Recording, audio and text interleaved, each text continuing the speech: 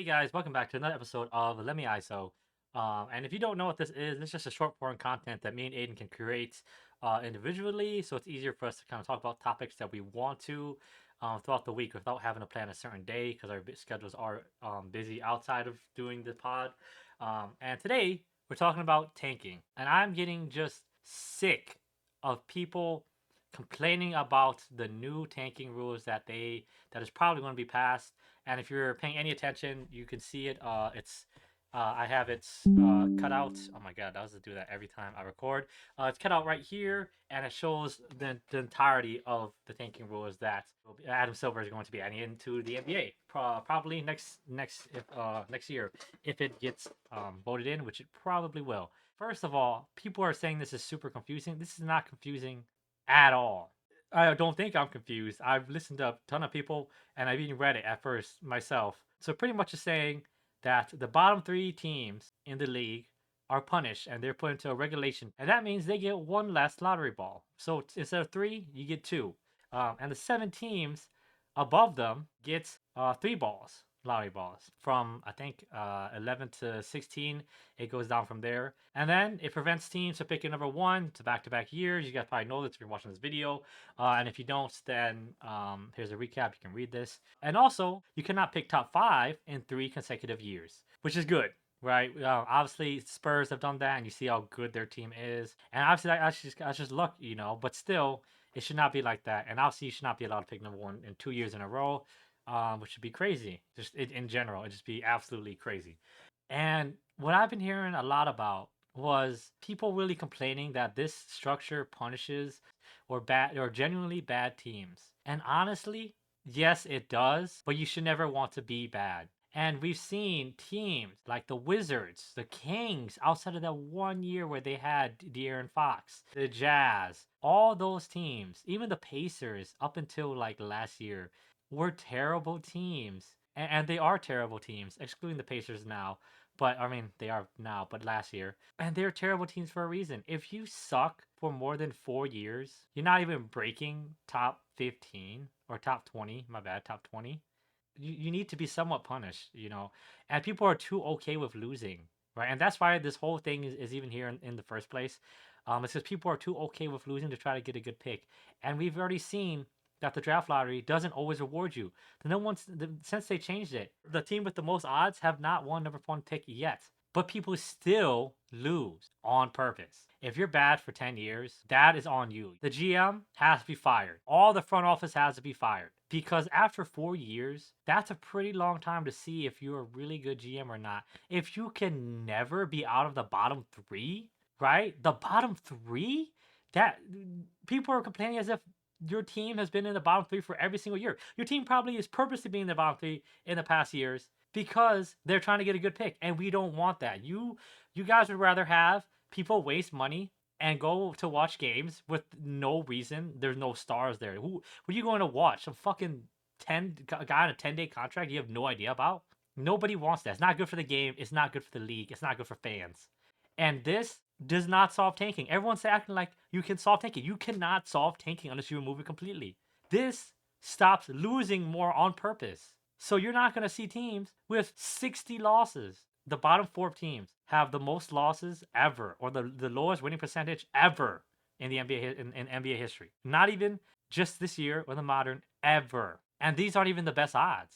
Does that, you know how crazy that is? I know the draft is stacked. This is supposed to prevent that from happening ever again. And I don't want to hear complaining from any fan or anybody. Your teams who tanked are causing these rules to be added.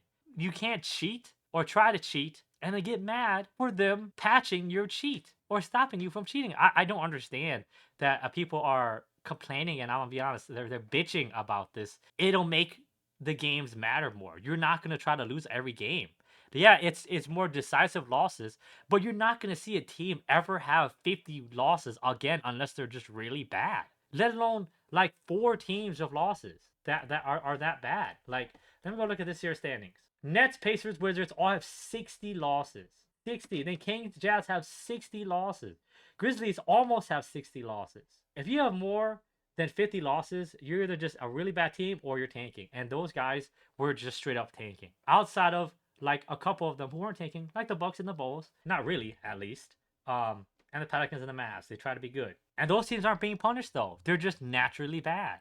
But every team you see with 60 losses, you can watch their games. I'm be honest. Half your NBA fans and half of your analysts aren't watching shit. I watched most of the season with obviously only my team, and that's probably what you guys do as well. You're not watching these shitty teams, the Kings, the Jazz, right? Unless you're a fan of them, and you're not even watching those games because they were just losing on purpose. You're seeing some guys you have no idea who are on a 10-day contract. So I don't want to hear none of this crap about, oh, this is ruining the sport. Man, screw those trash teams. Fire your front office. The Bulls are so happy to have fired their entire front office and their coach. That is what teams need to be doing if you suck for more than 4 years. Straight up. And you cannot complain at all. The Wizards, you guys suck. You have Alex Sarr and you guys still suck. The Pacers went to the finals last year. Almost beat the OKC Thunder. And now they trade away everything and they purposely try to lose and they're the second worst team in the league? Man, get out of that shit. Nobody wants to watch that. Imagine being a Pacer fan. Oh yeah, we'll be okay, right? And then boom, Miles Turner gets traded. I generally don't understand how people are complaining about this. It makes you want to win games more. You're not going to see 60 lost teams anymore unless they're generally bad. Or at least not this much. This is horrible. I don't hear anybody complain about this ruining the NBA. The NBA is already screwed. Teams are losing on purpose, and obviously, this could just be a reaction to how good this year's draft is. But it's good to have these rules in place so that it can never happen again. You're trying to prevent it. You're not trying to solve it. You can't solve tanking as much as you want. This is as close as we can get. This actually makes you so you want to win games in the final months of the season. If you have watched any of our podcasts in the past like 2 months, me and Aiden has just really not been watching any of our games besides our team. And Aiden doesn't even watch his team. His teams are just tanking. Imagine being an NBA fan and spending thousands of dollars to either fly or just get a ticket or a good seat to watch your team play, and that you don't see a single one of your star players that you want to watch. You don't see a single guy. You know how bad that is as a fan? And that just means all these tanking teams that tank that badly don't deserve these fans, for real. They either have to start making better decisions or fire their front office. That's it. It has to be more cutthroat. You have to want to win. There should be no okay with being mediocre. Okay with all of this mediocrity, or purposely trying to lose and being okay with that. That should not ever be a thing. And I know people said, well, this might make people try to lose in the play-in. Man, screw that. That's fine. If their team's really dogs, they're gonna want to win and go into the playoffs. And if not, then whatever. It's only 2 games. You rather have them try to purposely lose 2 games than have lose for the entire season. Y'all not understanding how this affects everything. The NBA makes less money as well with all of this, which is a big reason of why they're trying to fix tanking. All the teams lose more money, by the way. So your small market teams are getting even shittier because you guys are tanking. And also, people aren't understanding. This makes first round picks so much more valuable, especially for teams that people do not believe are good or will be good. Because that means your pick, even if you're not like a really low team, or like let's say you're not like number 4, even if you're number 10, you still have the same odds. You know how good that pick is going to be for like 10 teams or for like the entire league. All those picks matter so much more. And I know people don't like this fact that, oh, maybe if this happens, and let's say it happened this year, OKC could maybe get a top pick. They traded away and made a stupid trade. This will make trades become more important to people. And it'll help the worst teams who don't have that star player be able to trade a lot of picks, because 2 picks this year is not the same as 2 picks after these tanking rules. Those 2 picks after the tanking rules will matter so much more, and they'll count for so much more.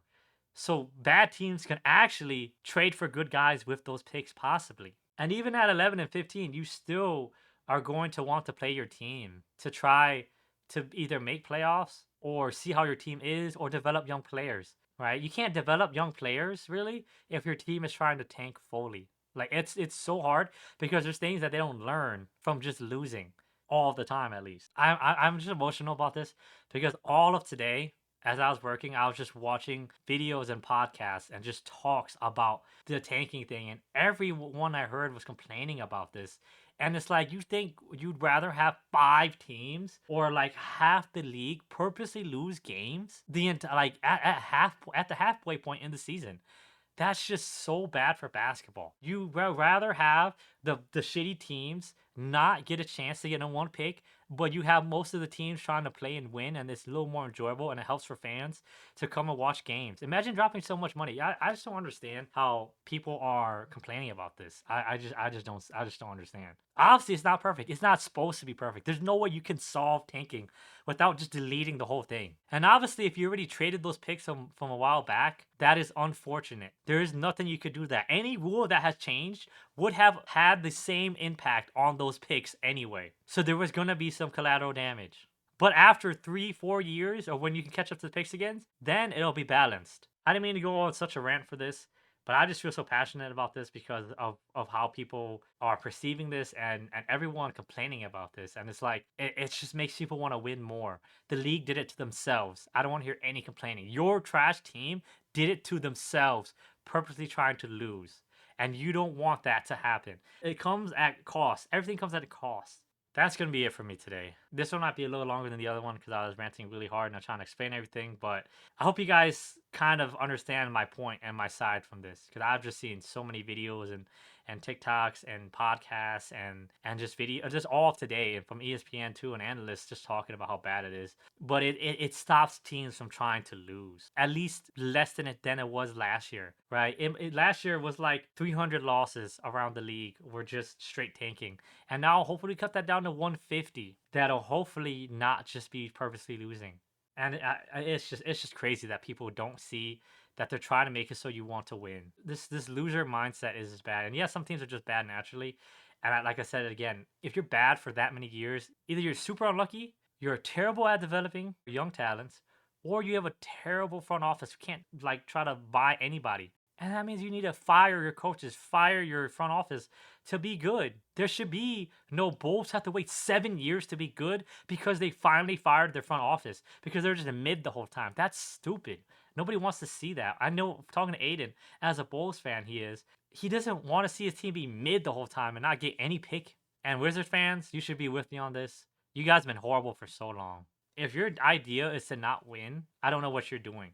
Right now, every team should have half their players on the chopping block. If you cannot beat OKC or the Spurs, you need to fix something, because those are the guys you're going to be versing for the next 7 years. It should not be you want to be a good team. You should want to be the best team. And also, Adam Silver, the commissioner, has the power now with these rules to change a team's pick or probability if they are caught tanking purposefully. So this will stop it a lot. So as we saw this year with the Pacers and the Jazz, oh, you guys are sitting on your whole team on the fourth quarter just to purposely lose up 20? Boom. You don't get no pick no more. You're pick number 16. Do you know how bad that is? That stops tanking a lot already, just for the fact that they have that power. And I know it can be abused, which is scary, but the fact they can do that is good. So they have some legality to be able to change your picks. And if you guys think the draft is already rigged, then it doesn't matter to complain, because it's rigged then if you believe that. I don't believe that, but I'm just saying. I was going to conclude the video minutes ago, but I remember some things. But that's for real going to be it for now. I hope you guys enjoyed this, and I'll see y'all in the next one.